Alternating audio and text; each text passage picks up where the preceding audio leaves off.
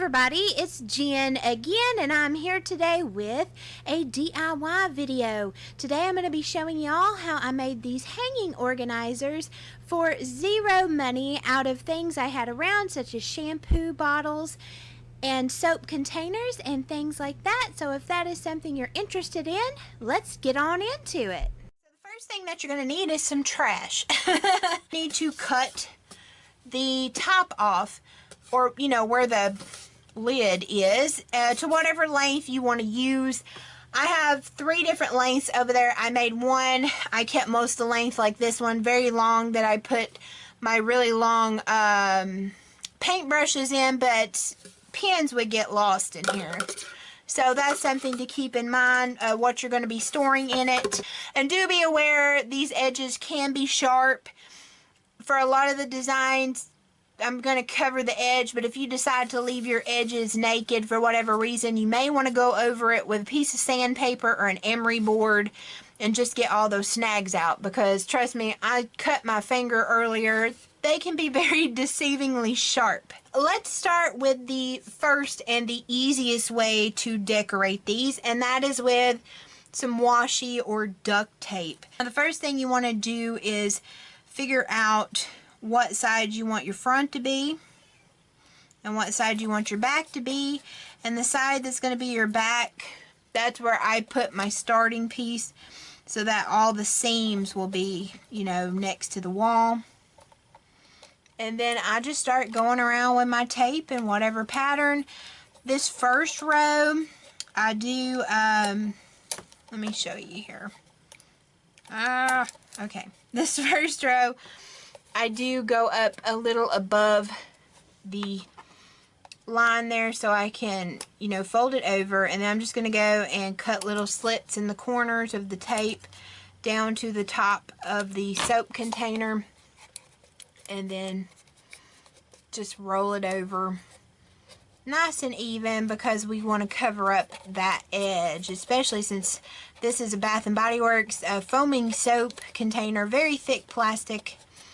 This is what I cut myself on with the other one up there. So I'm using these 2 tapes today. This one I got at Walmart, I think for like 98 cents. This one I got from Dollar Tree, and I'm going to make a pattern here. Oh, I love the way that came out.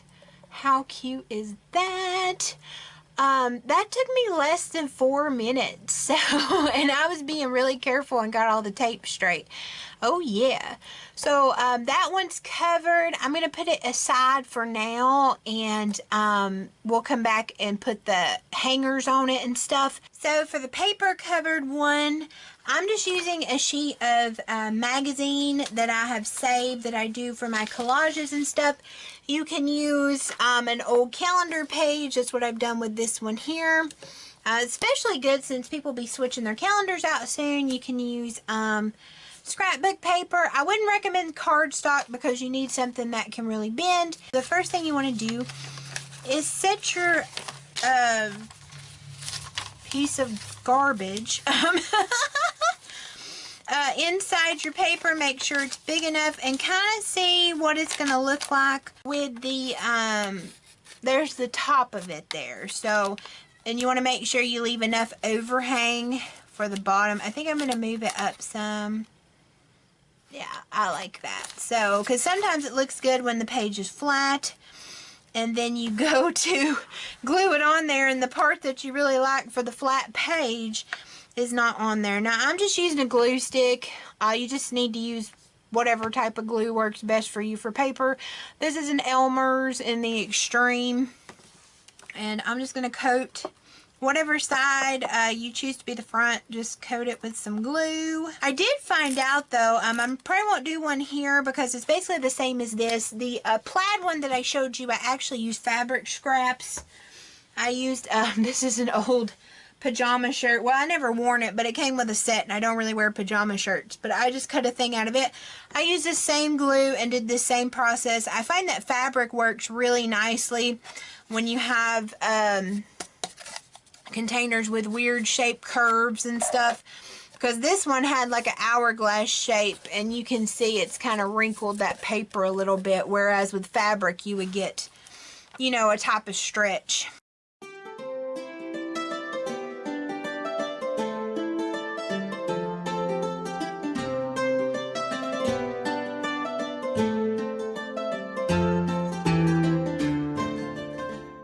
paint. And you could even get like fancy with this. Like you could put some washi tape across there, even do like a collage or something. I mean, the possibilities are endless there. I'm just covering this plain. But now we're going to seal the bottom up, you know, Christmas present style.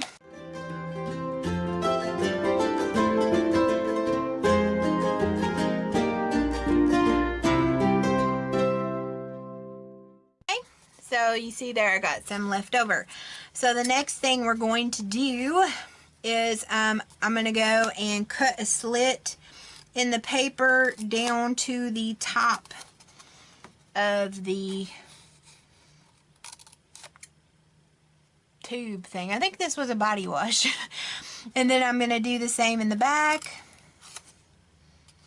And I'm going to make 4 cuts total. Then I'm going to take one side, the 2 pieces, and let's see, I'm going to make another cut there. Just depends on the shape of your container. Every container is going to be just slightly different. Okay, and I'm going to tuck it all in, but 2 pieces. And the 2 pieces that are left out very gingerly as to not rip the paper, I'm going to just glue it. And then the pieces that I tucked in that weren't glued, I'm going to pull those back out. And then I'm going to tuck the glued pieces in and smooth those out nice. And get it all even over my edge there and try not to rip. And then I'm going to do that same thing with these 3 that are hanging out here. I'm going to glue them and tuck them. And now we need to make the holes for the fasteners. Now there's a few different ways you can actually fasten these. It's going to depend on what you want to use them for, where you're going to put them, and whatnot. I'm actually putting them on my wall over next to my desk. So I'm going to be hanging them up with some type of string or ribbon or something like that. So they're going to be hanging off of a nail or a push pin depending upon the weight of the stuff I have in there. You can also make holes in the back and actually, you know, nail through and screw in and mount it flush with the wall instead of hanging it down. Or, and this is funny because I thought I was clever in thinking this up, but apparently my dad already does this in his workshop with old bottles. But when he cuts his buckets and stuff, he actually leaves the back taller than the front, and then he screws into the back and mounts them that way. I like the look with the string because I think it's really cute, so that's what I'm going to do. Sometimes you get lucky like this. This is pretty flimsy stuff, and I find that I can just use a regular hole punch. But for the rest of these, I could do it with my punch, but I don't have the grip for it, y'all. So I'm actually going to use my drill. Now, if you have an awl or just something that is sharp and pointy that you can poke holes with, that's great. I'm just going to use my drill.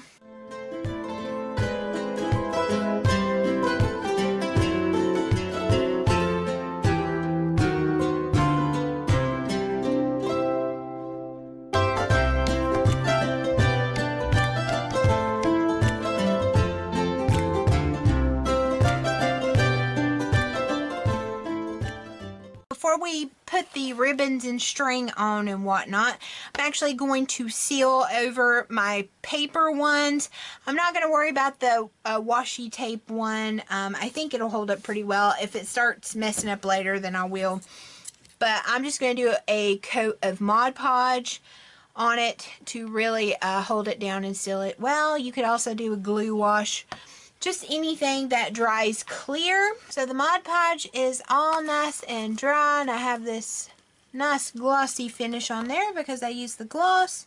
You just want to thread it through there however, and I'm too lazy to get my like yarn needle or threader, like proper threader out, so I'm just pushing it through there with a toothpick. But you want to make sure you end up with your tails toward the front. Okay, so I have my tails to the front, and then the back part you're going to have, like if you pull it taut, it's just going to look like a stitch. But this is going to be your hanger.